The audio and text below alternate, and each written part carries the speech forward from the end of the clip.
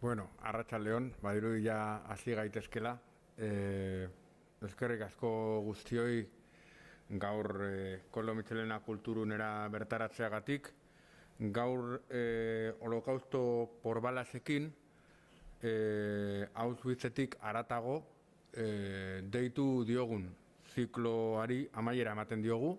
Larunbat hontan amaituko da bertan daukagun erakusketaren zikloa, 7 hilabetez egon dena, zin Auschwitz, eta guretzako esaten dut, kultura departamenturako, kultura sailerako, benetan garrantzitsua izan den erakusketa bat da. Ez hainbeste, eta baita ere, bere edukiagatik, baizik eta pandemia egoeran, baimendu digulako zentrua, Koldo Mitxelena zentrua, irikita mantentzea, eta gainera, hasiera batean genituen aurreikuspen guztiak gainditu dituen erakusketa izan delako. Hoy terminamos una andadura de 7 meses. Esta conferencia será del llamado programa expandido de Auschwitz, la última que vamos a celebrar, Holocausto por balas, y este sábado cerrará sus puertas la exposición Sin Auschwitz, que de la mano de Musealia, que quiero saludar a sus responsables, José Mújica y Luis Ferreiro, que están hoy con nosotros aquí, hemos podido desarrollar. Decía que para nosotros ha sido un hito muy importante, por supuesto por el contenido y la repercusión que ha tenido, que ha sido un gran éxito, como porque nos ha mantenido abiertos, y para el Departamento de Cultura de la Diputación Foral pues ha supuesto una gran alegría poder mantener el Koldo Mitxelena activo y muy activo como los datos indican. Oraindik egun batzuk falta dira eta ez ditugu datu guztiak, baino hilabete hauetan 6.700 pertsona baino gehiago hurbildu dira, eta beraien artean egin dugun inkestari ikusita edo zo eginda, la encuesta que hemos pasado a los participantes, la verdad es que nos dan, entre paréntesis, me vais a permitir que haga esta pequeña disertación personal, porque creo que al concluir un poco el ciclo que ha dado lugar a todo esto es importante, ¿no?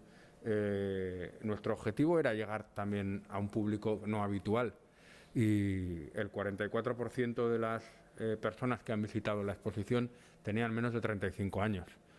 El 85% no había venido al Koldo Mitxelena en los últimos 2-3 años. Y la visita media ha durado en torno a 1 hora. Con lo cual, yo creo que en esta circunstancia, pues el éxito, sin duda, no podía hacerse sin la colaboración y el buen hacer de Musealia, pero para nosotros, como decía, ha sido muy importante.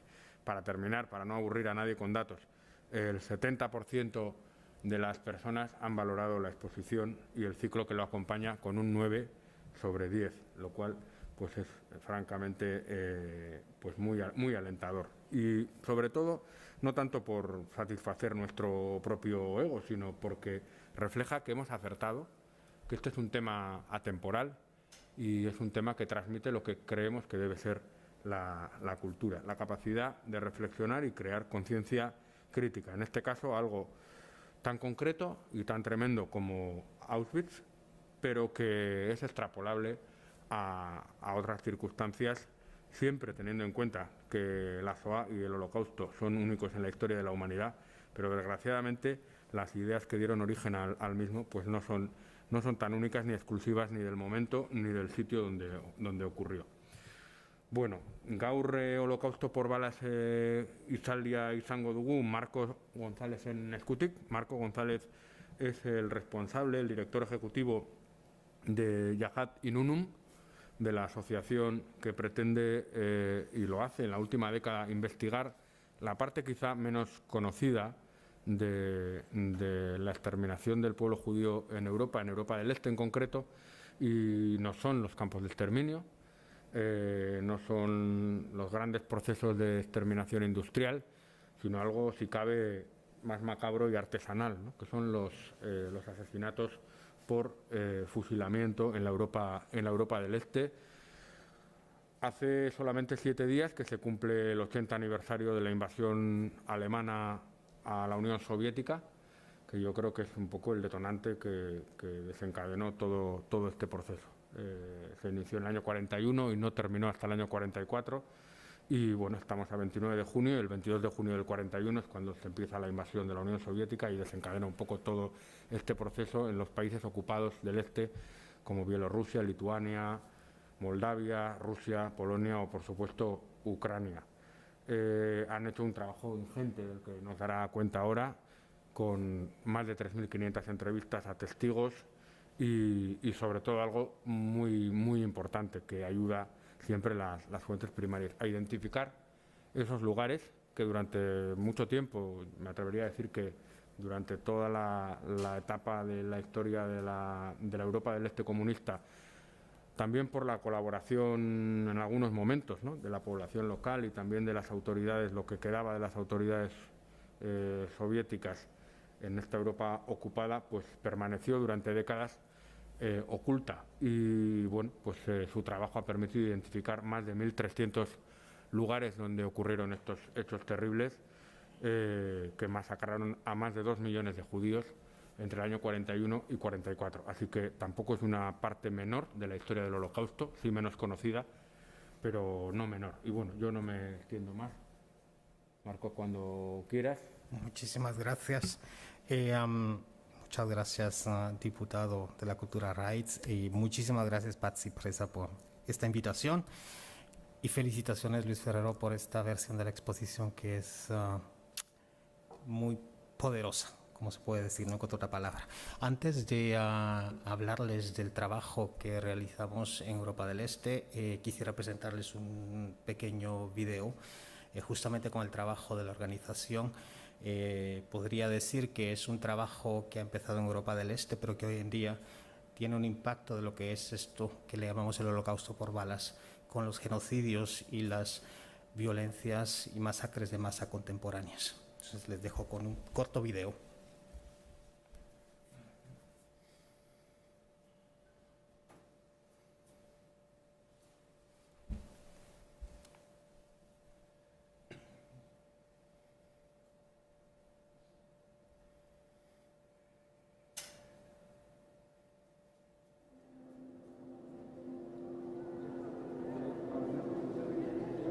Tout a commencé dans un petit village en Ukraine, Ravarouska. Vous savez qu'il y avait beaucoup de juifs avant la Deuxième Guerre mondiale et on se demandait qu'est-ce qui s'est passé avec les juifs puisqu'aujourd'hui il n'y a personne. En fait, ils ont été amenés au milieu de la forêt et ils ont été assassinés, fusillés.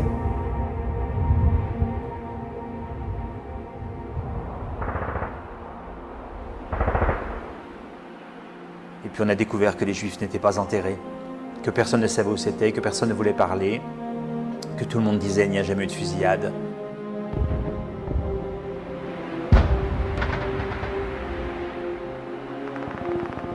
Et c'est comme ça que nous avons commencé à enquêter pour trouver les preuves de ces assassinats des Juifs et des Tziganes. Et depuis 16 ans, eh bien, on frappe à la porte et on demande est-ce que vous étiez là, madame? Et est-ce que vous étiez là, monsieur? Et si la personne répond oui, eh bien, on essaie de sauver la mémoire de l'Europe. Nous avons collecté plus de 7000 témoignages. Je dirais que c'est un challenge difficile parce qu'il a fallu admettre que finalement les voisins des Juifs ou des Tziganes sont contents parce qu'ils auront la maison, parce qu'ils auront les filles, parce qu'ils auront l'argent, les bijoux, les chaussures. Il y a toujours des angles morts dans les génocides, dans les crimes de masse, dans les crimes en général. Et nous, notre mission, c'est aussi d'aller dans ces angles morts-là. C'est ça qui nous a amenés dans les petits villages des peuples quichés au Guatemala. Selon les historiens, il y a eu entre 250 000 et 500 000 victimes. Là encore, on a interviewé des femmes, des hommes qui ont survécu. Je me souviens de cette femme qui était enceinte de 8 mois, qui a été violée alors que l'on tuait son mari et ses autres enfants. Et donc ça nous a ouvert à nouveau la zone grise des massacres de masse dont personne ne parle, que tout le monde oublie, parce que c'est pas à la mode, parce que ça n'attire pas les médias. Et puis est arrivé le génocide des Yazidis par Daesh. Lorsque moi-même j'ai vu les images à la télévision, ça m'a paru clair qu'il fallait aller en Irak. D'organisation de recherche, d'organisation de recueil de preuves et d'enseignements, on a développé une expertise d'aide aux survivants. Et c'est ça qui nous permet aujourd'hui de pouvoir agir quand il se passe quelque chose dans le monde.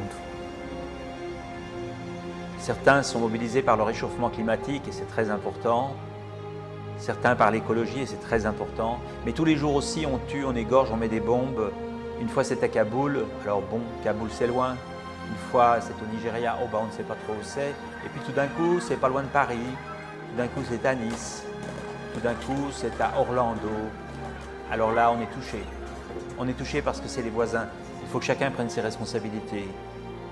Yarat, c'est aussi pour connecter d'autres personnes qui dorment mal lorsque l'on tue quelqu'un très loin. Si on continue à bien dormir, on va se réveiller dans un cauchemar.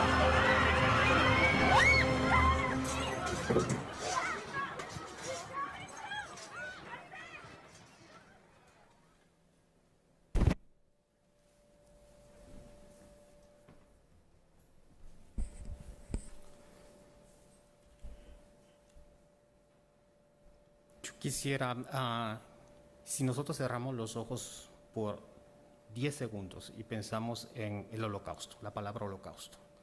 Las imágenes que nos vienen a la mente inmediatamente son los campos de concentración, los campos de exterminio, las cámaras de gas, las deportaciones, los trenes, los uniformes. Y es lo que conocemos y que han podido visitar aprender durante estos meses a través de la exposición de Auschwitz, que yo diría fue el símbolo máximo de la industrialización de un genocidio. Y es el símbolo de memoria justamente de lo que fue el Holocausto. Y fue lo que sucedió para los judíos en Europa, Europa del Oriente, la Europa Oriental. Fue así que los judíos fueron exterminados, fue el método que demandaron los alemanes de deportar a estos judíos para exterminarlos. Y yo les voy a hablar hoy en día, y yo podría decir que después de esta exposición sin Auschwitz, viendo Auschwitz durante 7 meses, es como una continuidad justamente de hablar de esta barbaridad de lo que es un genocidio, un crimen de masa. Y al mismo tiempo que estos asesinatos masivos se estaban llevando a cabo en Auschwitz a través de cámaras de gas, de una forma de una industria para matar a las personas, en Europa del Este el Holocausto fue por balas, en su mayoría. En Europa del Este no hubieron deportaciones, en Europa del Este no hubieron campos de exterminio, en Europa del Este hubieron pelotones que fueron asesinando pueblo por pueblo a las comunidades judías y a los gitanos que iban encontrando en su paso. La idea, el objetivo, la ideología era la misma y era exterminar a todos los judíos de Europa. Y a los gitanos, por ser insociables, que no pueden encajar dentro de nuestra sociedad. Y es la razón por la cual había que también exterminarlos, deportarlos, asesinarlos, de la misma forma que los judíos. ¿Qué es el holocausto por balas? Primero que nada, el holocausto por balas fue un título que se le dio en Francia, en todo caso, cuando empezaron esas investigaciones del padre Dubois, quien es el fundador de la organización, de un periodista que justamente nombró este nuevo holocausto de la Shoah par bala, el holocausto por balas. Y luego pues ha tomado este nombre, diría yo, a nivel internacional, porque es la forma más fácil de poder explicar qué fue este genocidio cometido en Europa del Este. Y como les decía yo, desde el año 41, al mismo tiempo que las tropas alemanas iban avanzando en Europa del Este, había estas unidades, estos pelotones de muerte, que eran los Einsatzgruppen, que iban justamente detrás de las unidades alemanas con el único objetivo de exterminar a los judíos de Europa del Este, pueblo por pueblo. Esa era su misión.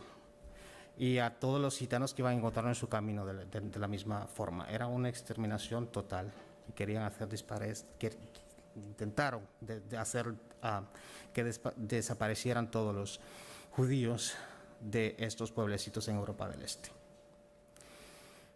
¿Cuál es el trabajo de la organización?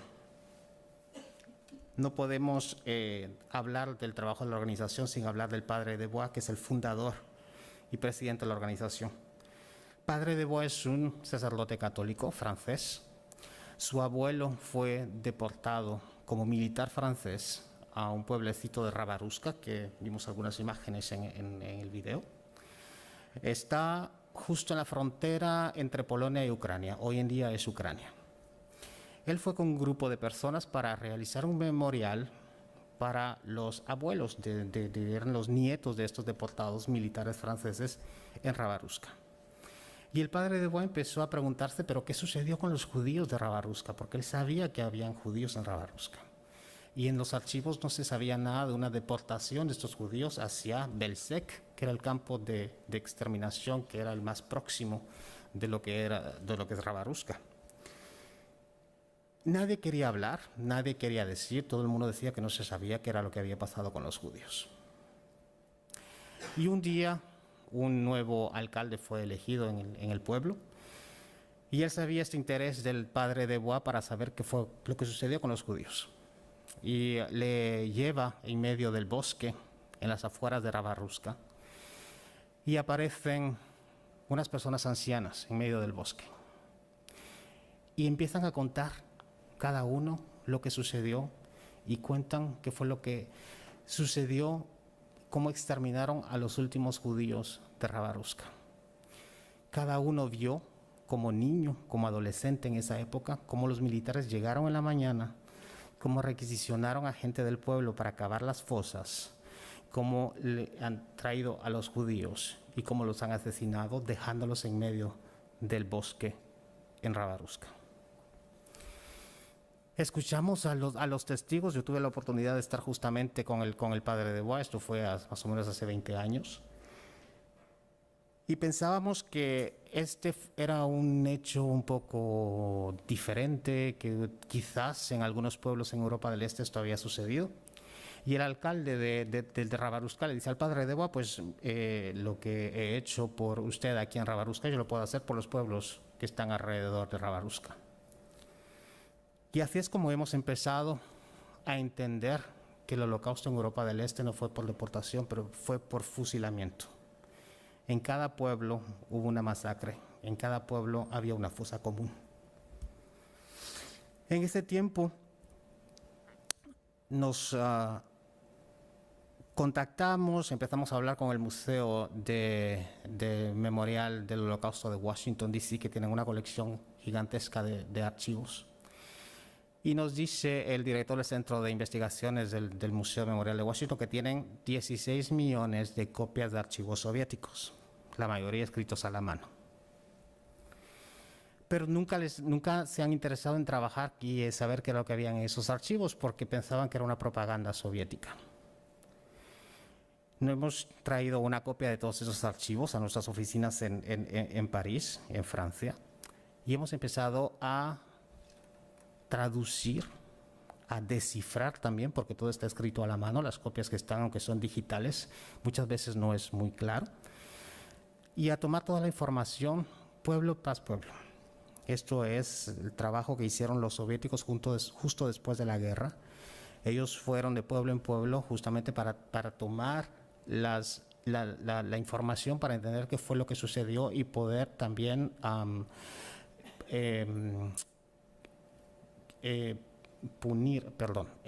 para poder castigar a los culpables, a los que habían colaborado con los alemanes.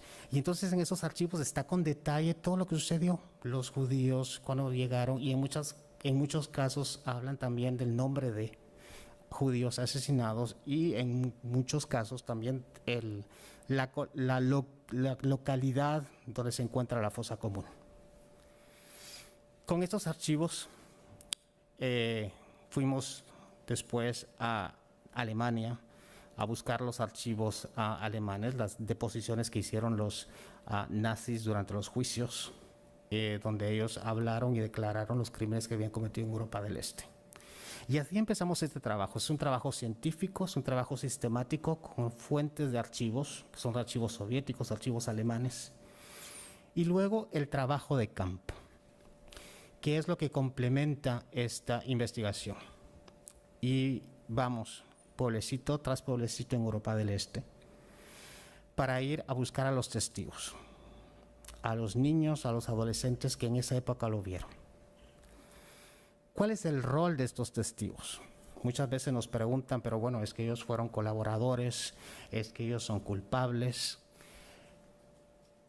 Y primero que nada, no hay que olvidar que llegamos tarde y que los que realmente colaboraron tan como adultos en esa época, pues la mayoría fueron deportados en Gulag y castigados.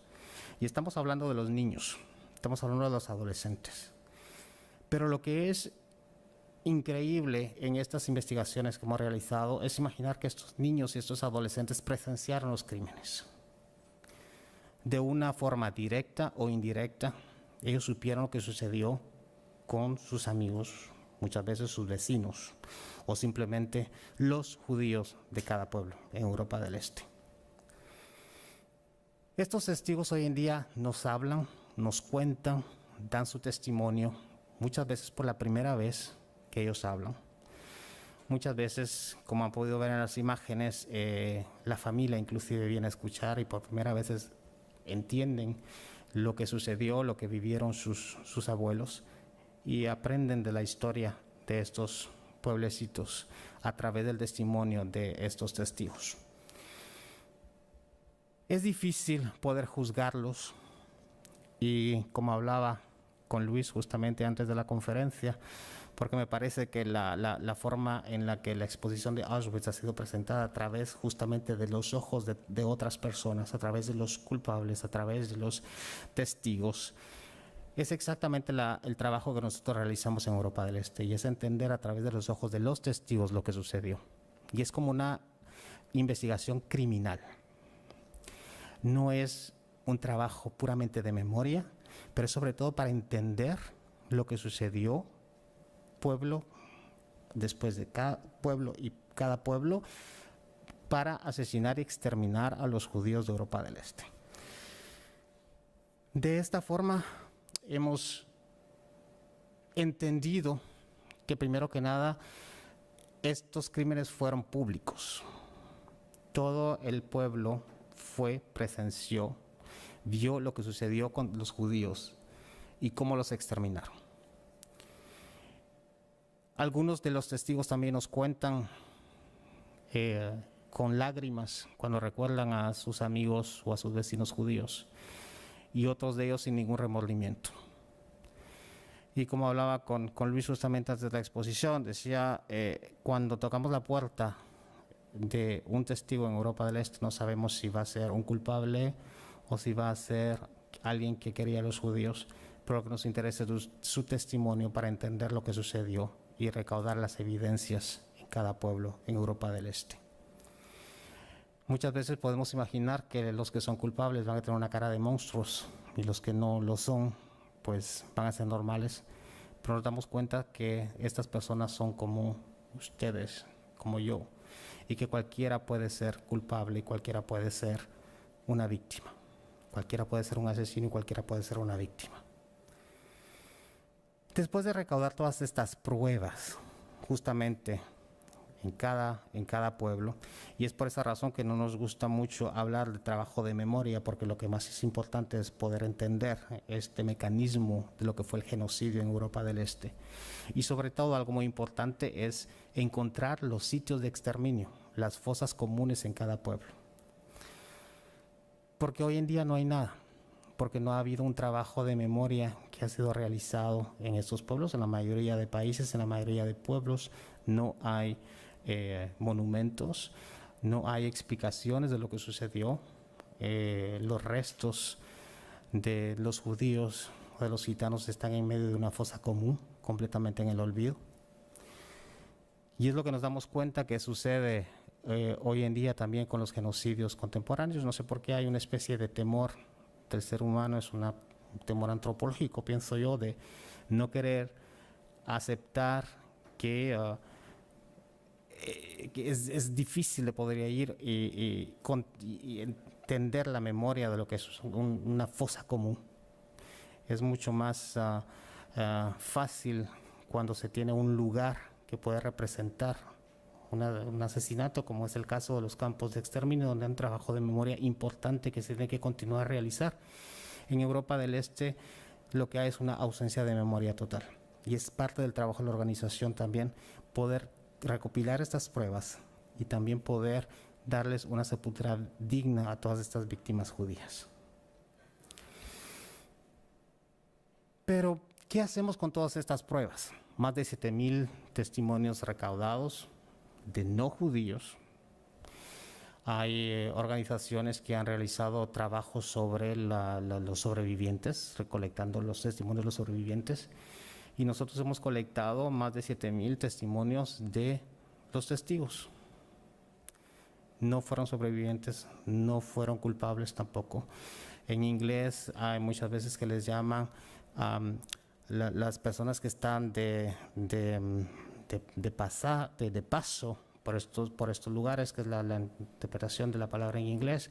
Pero realmente no, estas personas nacieron en esos pueblos, pasaron por la guerra, vieron esos asesinatos y hoy en día continúan en esos pueblos viviendo, con esta memoria justamente que ellos han guardado durante tantos años.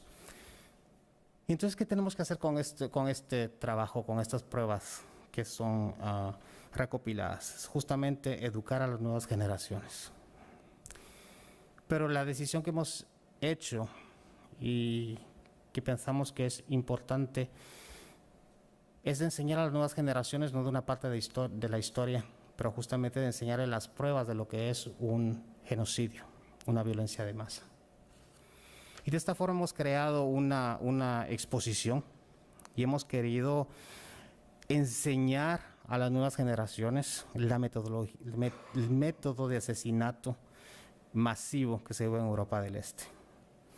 El Holocausto es una referencia como uno de los genocidios más documentados del siglo XX y del cual podemos aprender muchísimas cosas. Y lamentablemente podemos decir que este genocidio ha servido como modelo para lo que sucedió después. Y es más o menos el legado que ha dejado el Holocausto por balas para los genocidios modernos y los crímenes de masa contemporáneos. Hemos constatado que en cada pueblo donde sucedió este crimen hay 5 etapas. Primero que nada es el arresto. Ponen a todos los judíos, los ponen juntos, y en la noche antes del asesinato, pues aparte de maltratarlos, de violar muchas veces a las mujeres judías en los guetos, es todo lo que sucede la noche antes del fusilamiento. Todo esto es a través de archivos y todo esto es a través de testigos.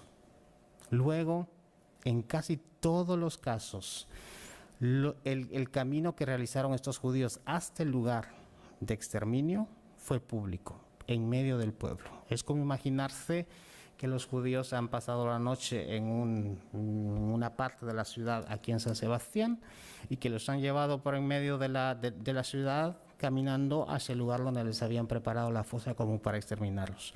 Todo el mundo lo vio, todo el pueblo lo vio. Luego de ello los llevan al sitio de exterminio y les piden que se desnuden. La tercera etapa de este crimen la llamamos nosotros el desnudo, que es justamente en el momento donde los judíos tratan de esconder si tienen alguna pertenencia, si tienen alguna joya, si tienen algo, tratan de esconderlo entre la ropa, y es la razón por la cual hasta el último momento ellos son humillados, y también para recuperar los bienes que pudieron ver escondidos en su ropa. Les piden que se desnuden y luego es el fusilamiento. La mayoría de veces la noche anterior los alemanes han llamado al alcalde del pueblo para decirles, mira, mañana necesitamos que nos caben una fosa. ¿Cuántos judíos hay en el pueblo? ¿Cuántos has puesto juntos? Le dice el número de judíos, entonces ellos tienen el cálculo del tamaño que se necesita para realizar la fosa común. Y utilizan lo que es el sistema soviético, que es lo que facilitó este genocidio al mismo tiempo. Y la gente tenía esta costumbre de ser solicitada para realizar trabajos comunes en el pueblo. Y el alcalde simplemente contactaba a unos 10 hombres y les pedía, bueno, hay que ir a tal lado al día de mañana y cavar una fosa de tanto por tanto, para que estuviese lista al día siguiente para exterminar a los judíos. Luego llegaban los alemanes, una vez los judíos habían sido llevados al lugar, habían sido desvestidos, los alemanes llegaban y los fusilaban. Y es lo que hace una gran diferencia con lo que hablamos de esta parte de lo que fue el Holocausto y lo que se le llama el Holocausto por balas, porque cada asesino vio a su víctima y cada víctima vio a su asesino. No fue una industrialización de los asesinatos, es la forma en que los genocidios y las violencias de masa continúan a suceder hoy en día, antes del Holocausto y después del Holocausto. Luego de fusilarlos y dejar enterrados los cuerpos en la fosa común, es lo que llamamos el saqueo. Toman todas las pertenencias de los judíos. Y tenemos muchos testigos que nos dicen que al final del fusilamiento, al final después que los judíos habían sido asesinados y que han desaparecido de los pueblos, pues la gente local, que muchas veces no tenía zapatos o no tenía abrigos y era el invierno, pues agarraba las pertenencias de los judíos, las tomaba y se vestían con ellos.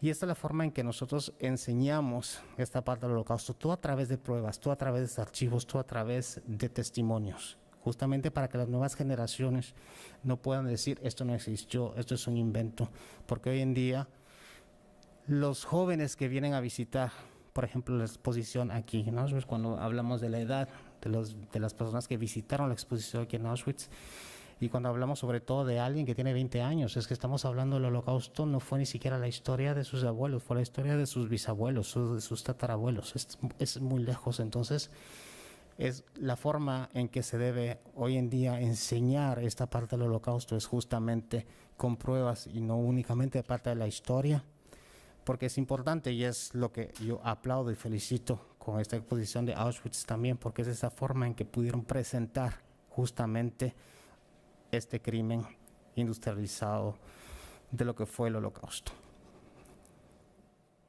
Cuando hemos entendido después de más de 7,000 entrevistas, de más de 3,000 sitios de exterminio en Europa del Este, realizando este trabajo de terreno nos damos cuenta que hay un legado de lo que fue el Holocausto por balas, con violencias de masa y genocidios que sucedieron después. Y es la razón por la que él se empieza a trabajar en Guatemala, por conexiones. Eso es para un film número 2, como el padre de Boa ha tenido contactos con el State Department en Estados Unidos y le ha dicho por qué no va a Guatemala y trata de entender lo que sucedió en Guatemala durante estos crímenes de masa. Y en Guatemala nos damos cuenta que no hay alemanes en los años 80, que no hay judíos tampoco, que no hay gitanos, pero que la intención de exterminar pueblos indígenas por razones ideológicas o por razones de interés financiero existen, y que sin ningún escrúpulo estas poblaciones son asesinadas por balas, los pueblos saqueados, las mujeres violadas, las aldeas completamente quemadas, con el único hecho de poder exterminar una población. Siempre utilizando la misma forma de investigación, es ir, entender lo que sucedió y colectar las pruebas a través de los archivos que existen y a través de los testimonios. En este caso hablamos sobre todo de sobrevivientes, lo que vieron, lo que sucedió en cada pueblo en Guatemala. Y nos damos cuenta que hay ciertos factores que son iguales en Europa del Este, porque estamos hablando de un genocidio, estamos hablando de un crimen de masa. Pero atención, no quiere decir que hay que banalizar lo que fue el Holocausto. No quiere decir que el Holocausto y luego vamos a investigar todos los demás crímenes de masa, pero hay que tomar lo que se entiende a través de este trabajo de investigación de campo, justamente para aplicar las lecciones y entender este proceso genocidiario que ha continuado después del Holocausto, con crímenes más recientes. Y así es como colectamos las pruebas en Guatemala, pueblecito en pueblecito, para entender lo que sucedió, para poder explicar este método genocidario que encontramos de la misma forma que en Europa del Este sucedió hace 80 años, lo encontramos hace 40 años en un país de América Central que no tiene ninguna conexión con Europa. Y lo que es más reciente, que lo hemos visto en imágenes en el video, el padre de Boa, cuando ha visto estas imágenes de los yazidis en Irak, que estaban siendo genocidados, han sido asesinados, decide ir y entender qué es lo que está sucediendo con este pueblo. Los yazidis en Irak, les voy a contar solo un poco para entender quiénes son los yazidis. Es un pueblo milenario, es sedentario y está en Siria, en Irak, en parte de Turquía al mismo tiempo. Y ellos no tienen el libro. Cuando el Estado Islámico invade estos territorios, ellos consideran que los yazidi no merecen vivir porque no tienen el libro. Los cristianos tienen una oportunidad de convertirse o de huir, de dejar, de abandonar los pueblos porque tienen el libro. Y bueno, judíos en estas tierras ya no hay. Entonces se encuentran con estas poblaciones, los yazidis. Y encontramos nuevamente esta metodología, este método de exterminio de Europa del Este contra una población, esta vez en el Medio Oriente. Las unidades del Estado Islámico llegan de pueblo en pueblo, hacen la separación, la selección, y yo cada vez que escucho un testimonio no puedo evitar recordarme de justamente la selección que hacían en Auschwitz cuando llegaban los judíos. Y por eso digo yo, hay muchos paralelos de lo que fue el Holocausto a los genocidios de hoy en día.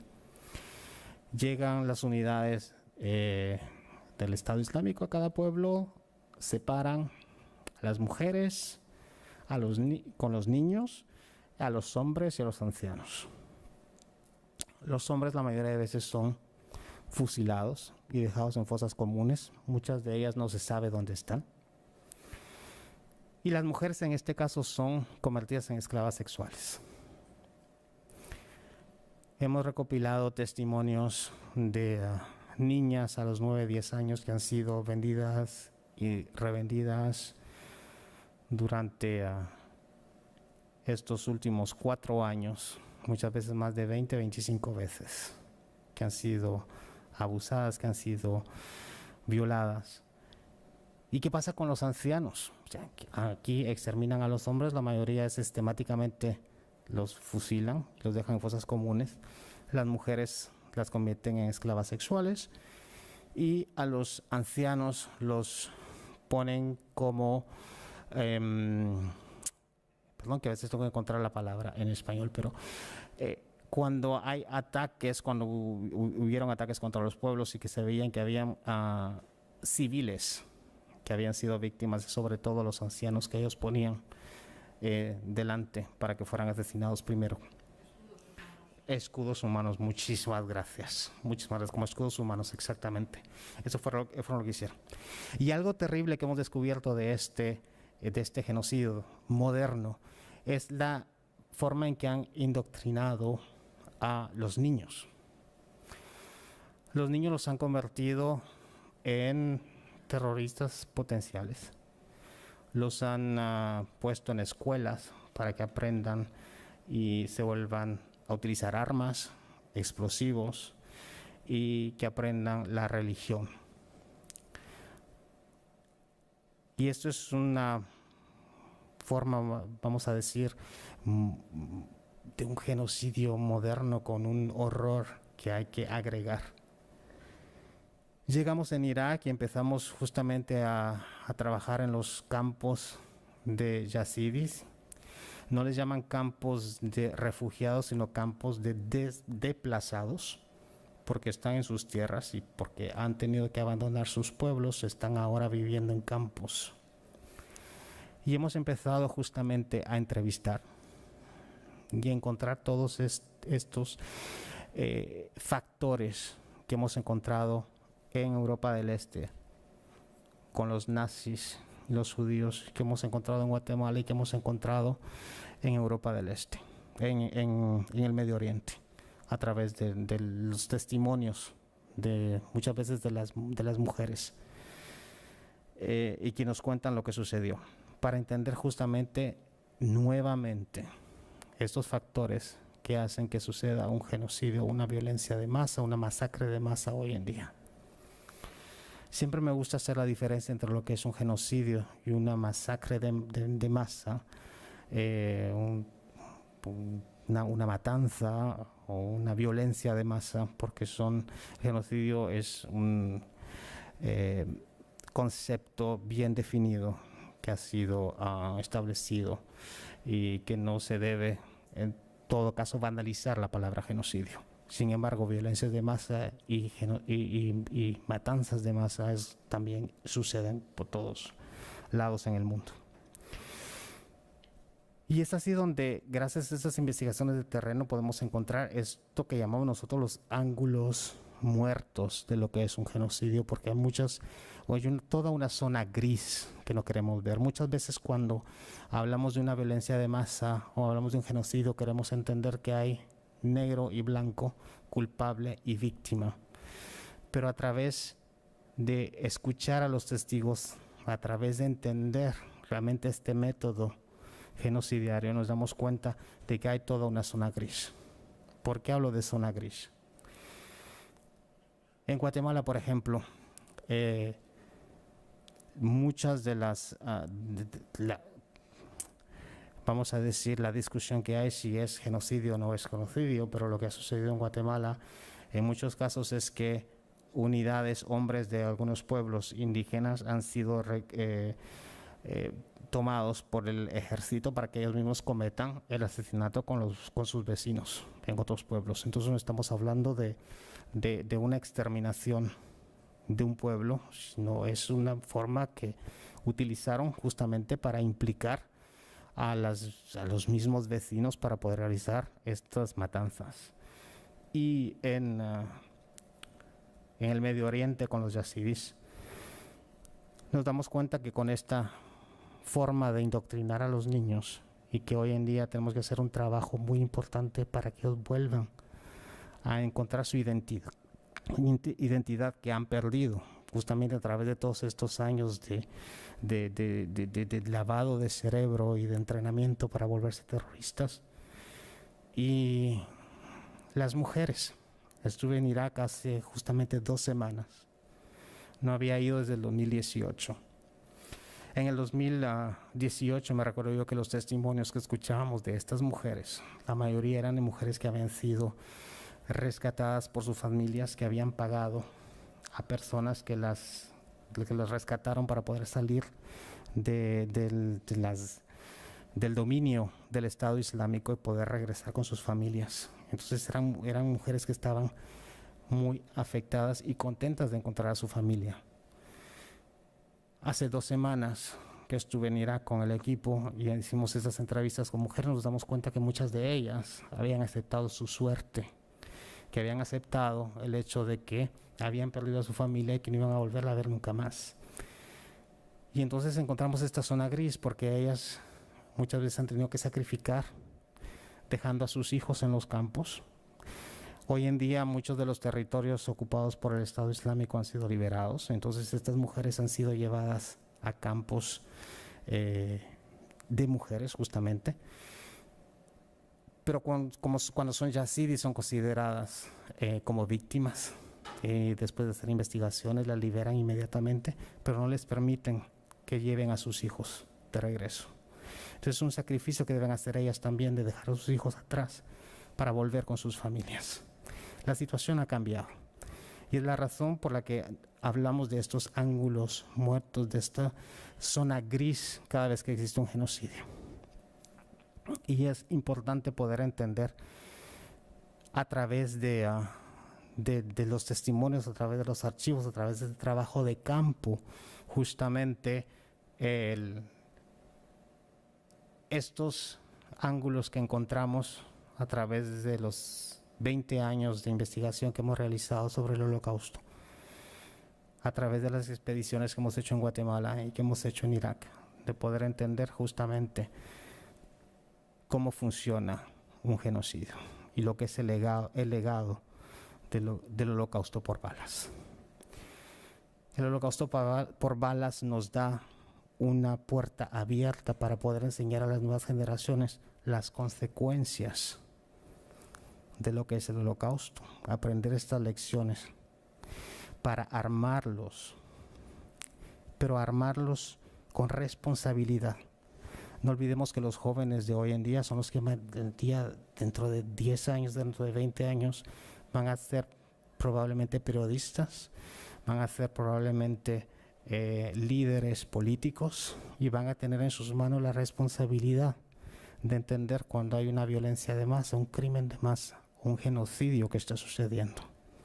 Y es la razón por la cual, perdón que siempre digo laquelle, que en francés se dice laquelle, es la razón por la cual es importante que enseñemos a las nuevas generaciones con los actos, con las pruebas de lo que sucedió y no únicamente como algo que fue la historia de sus antepasados y muchas veces que ni siquiera sucedió en Europa. Es la conexión que podemos tener hoy en día para poder enseñar lo que es el Holocausto y sus consecuencias en América Latina, que podemos enseñar lo que es el Holocausto y sus consecuencias en Asia o en África, porque justamente estos ángulos muertos y este mecanismo genocidario se reproduce y continúa a reproducirse lamentablemente después del Holocausto. Y es lo que nos puede hoy en día ayudar a combatir esta división que hay en la sociedad, el racismo que existe hoy en día en nuestra sociedad, la intolerancia y el antisemitismo que está volviendo de una forma enorme en muchos lugares del mundo.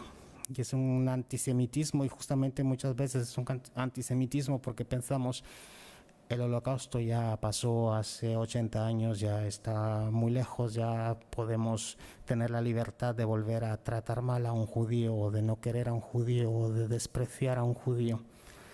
Y tenemos que estar alertas porque el antisemitismo hoy en día está tomando también formas violentas. Ya no es suficiente de ir a poner un mensaje en una sinagoga o ir a poner una svástica en un cementerio judío. Hoy en día los judíos están siendo atacados en las calles por ser judíos, físicamente.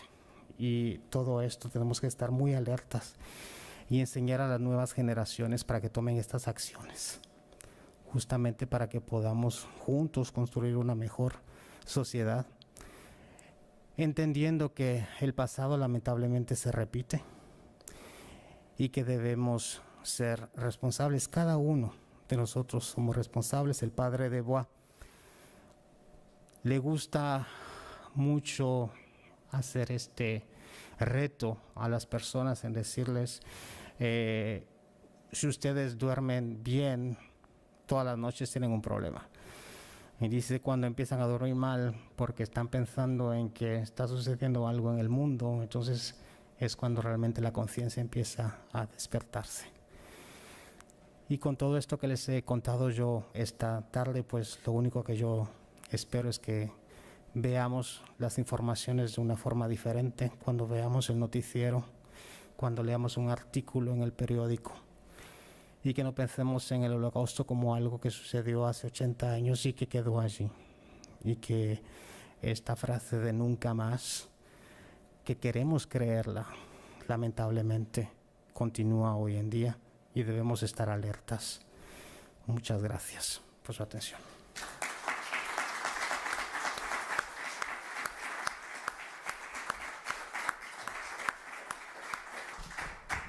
Bueno, Marco, muchas gracias. Yo creo que tu intervención ha sido muy pertinente al hilo de lo que pretende la exposición que tenemos todavía abajo y que pretende también el ciclo Auschwitz Aratago, más allá de Auschwitz. Y si os parece bien, ahora abriremos un pequeño turno y yo, si me permites, lo abriré yo, Pues, con una cuestión que yo creo que es fundamental. Al final, has respondido muy bien a por qué el estudio del Holocausto en la Europa del Este, de la exterminación de los judíos en la Europa del Este y de los gitanos, sirve para tener una visión diferente de los hechos actuales. Es de alguna manera una especie de vacuna para observar los acontecimientos de otra manera. Y yo te quería preguntar sobre, has comentado los procedimientos que tienen en común, digamos, es la parte más operativa, y yo te quería preguntar sobre la raíz que conduce a todo eso. ¿Qué ves tú en los ejemplos que nos has puesto en Guatemala, en Irak, en Europa del Este? ¿Cuál es la raíz, ese odio, esa discriminación del diferente, esa deshumanización posterior de ese diferente y el camino que transita hasta la eliminación física? ¿Cuál es el elemento común que has podido observar? yo diría que primero que nada es la indiferencia. Y yo creo que durante el Holocausto se ve muy claro que cuando no se era judío, no era gitano, no era homosexual, no era comunista, pues vivíamos la vida normalmente. Y es algo que se da en Guatemala. No soy indígena, no soy comunista, no vivo en medio de las montañas, entonces no me importa lo que sucede. Y esto lo entendí muy claramente la primera vez que yo fui a Irak, porque justamente estábamos con el equipo en el único... es un centro comercial, para contarles todo. Y en este centro comercial es el único lugar donde tienen un como café, donde cuando no se quiere comer kebab y se quiere comer algo más occidental, pues es el único lugar donde se puede comer esto. Y observo yo a la gente, el genocidio estaba sucediendo, o sea, el Estado Islámico estaba todavía en los territorios muy cerca de esta ciudad de Duhok, que es donde se encuentran los campos de desplazados yazidis. Y me he dado cuenta yo cómo la gente continúa viviendo normalmente, sin importarles que había un genocidio que estaba sucediendo justo del otro lado del lago, que estaba no muy lejos de allí. Y yo pienso que es la indiferencia cuando no nos sentimos que vamos a ser parte de las víctimas, que vamos a ser los asesinos. Creo que podemos dormir tranquilamente sin importarnos. Y en cada genocidio o violencia de masa pienso que también a muchos de los vecinos les conviene que otros desaparezcan, porque no los queremos, porque no nos gusta su forma de vivir, porque no aceptamos su religión, porque nos interesan sus bienes, porque no hay... El padre de Bois lo dice y es algo que hemos constatado, no son ONGs los asesinos de los genocidios, porque siempre hay también una motivación que es económica. Cuando se hace esto, recuperar los bienes y hacerse ricos muchas veces con las víctimas. Y sin olvidar el Holocausto, que es algo también que no podemos olvidar y que tenemos que tener muy conscientes, es que durante el Holocausto, durante la Segunda Guerra Mundial, era legal matar a un judío. Yo me pregunto si hoy en día, hoy en la noche, dicen que es legal matar a una cierta población en la ciudad donde vivimos, ¿Cuántos de nosotros agarraríamos un arma para aprovechar? Porque es legal, sabemos que no vamos a ser castigados. Y esto es lo que también motivó y facilitó el genocidio en Europa del Este. Era legal. ¿Qué es lo que pasa con los yazidis? Los yazidis no tienen libro. Es legal, según el Estado Islámico, de desaparecerlos, de aniquilarlos, de matarlos, porque no tienen libro, son adoradores del diablo, según su ideología, y entonces es legal que las mujeres sean esclavas sexuales y que los yazidis sean exterminados. Entonces la indiferencia, yo creo que en términos jurídicos, un genocidio o un crimen de masa es mucho más fácil cuando es legal matar al otro. Muy bien, gracias Marco. Bueno, orain norbaitek parte hartu nahi badu, damos la palabra a quien quiera preguntar, participar, opinar.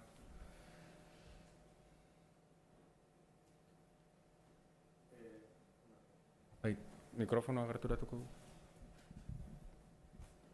Bueno, antes ha comentado que en Rusia, en Ucrania, que los pueblos veían pasar desfilando, mandándoles a la muerte, ¿no?, a los judíos, y un poco como que el pueblo quizás un poco culpable pasivo podría ser, en teoría. Y bueno, después en las masacres que ha habido en Ruanda, en Guatemala, no, en Guatemala, sí. Sí, en Guatemala. Bueno, los países occidentales no han intervenido para nada y han sido culpables activos, pasivos activos, por no intervenir. Solamente intervienen cuando a ellos les afecta, pues, por ejemplo, pues, en Irak. Cuando hay un motivo económico, entonces sí que entran a saco, ¿no? Pero que han sido culpables activos y pasivos a la vez, porque han dejado pasar esas situaciones sin ningún tipo de intervención. Me parece que esos son más culpables todavía, esos países occidentales. Sí, hay completamente una razón a nivel de las decisiones que los países toman, y siempre hay un interés para poder intervenir o no cuando hay un conflicto. Y es la razón por la que insisto mucho en el hecho de que hagamos responsables a los jóvenes que mañana serán nuestros líderes políticos, para que justamente quizás ellos puedan tomar una buena decisión y una acción cuando se detecte que hay un genocidio que va a suceder. Algo que dice el padre de Guay, que a mí me parece que sería un sueño que yo espero que algún día se haga realidad, es que ya no existan más museos de genocidios, que algún día ya no tengamos que conmemorar un genocidio que sucedió, pero que podamos actuar antes que el genocidio suceda. Sí, yo creo que cada caso es un poco un mundo, pero efectivamente, por ejemplo, el caso de Ruanda es terrible, ¿no? Como el genocidio sucedió a ojos de las tropas de Naciones Unidas, que, bueno, pues si alguien ha visto Hotel Ruanda, por ejemplo, pues verá la impotencia también de los que estaban presentes allí, ¿no? No sé, ¿alguien más quiere intervenir?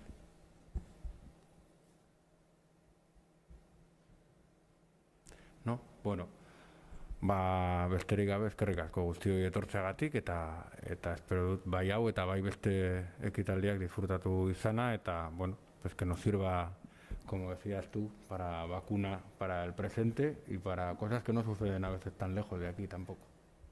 Gracias, Marco. Bueno, muchas gracias. Gracias a todos. Gracias.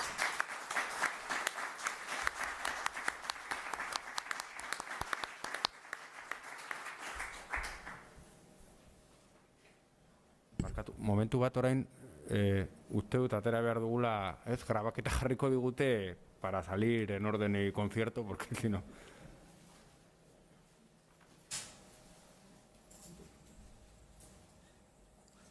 Jaun Andreok, gogoratu, zuen eserlekuetan egon aretoko arduradunak esan arte.